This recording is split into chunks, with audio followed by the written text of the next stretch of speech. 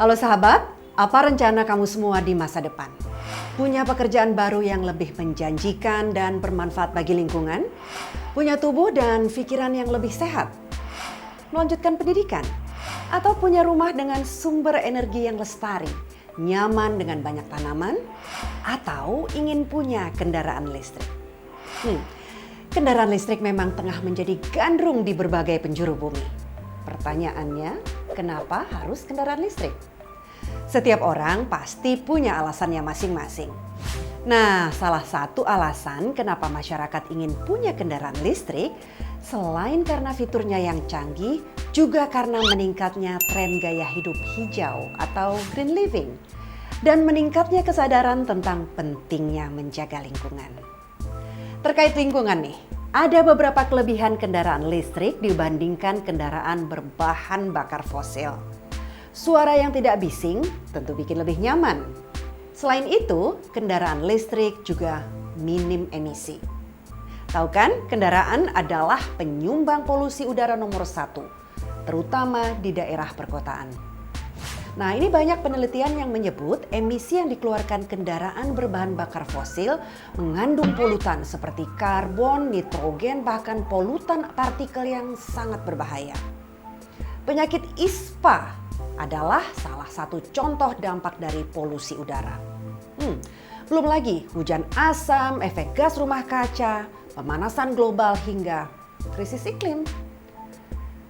Sadar akan dampak buruk polusi dari berbagai kendaraan berbahan bakar fosil dan juga keinginan untuk menjaga lingkungan serta membuat bumi menjadi tempat yang lebih baik, sejumlah negara mendorong penggunaan kendaraan listrik. Sebut saja di antaranya Belanda, Swedia, Islandia adalah negara-negara dengan populasi mobil listrik lebih dari 20% dan trennya masih terus meningkat.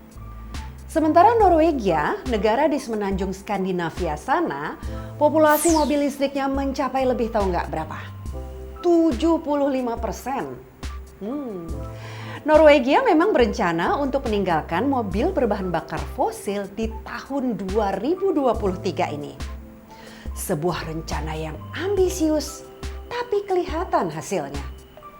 Kok bisa? Padahal harga mobil listrik relatif mahal. Ya, selain kualitas, harga memang sering jadi pertimbangan konsumen dalam membeli sesuatu, termasuk kendaraan. Lalu pertanyaannya nih, apa yang membuat Norwegia berhasil? Pemerintahnya sadar, perlu kebijakan yang fokus untuk mendorong perubahan. Norwegia memberi banyak kemudahan untuk kepemilikan mobil listrik, mulai dari insentif pajak, parkir gratis, sampai diskon biaya tol. Lalu bagaimana dengan Indonesia? Di Indonesia sudah terlihat kendaraan listrik berseliweran, tapi jumlahnya masih sangat sedikit.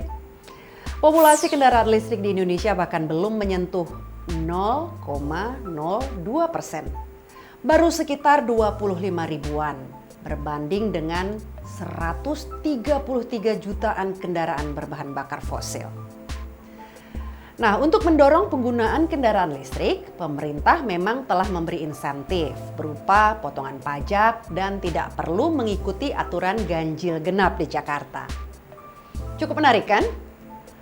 Tapi ada satu hal nih, jika populasi kendaraan listrik di Indonesia sudah meningkat seperti di Norwegia, ada masalah lain yang perlu dijawab pemerintah dan juga masyarakat.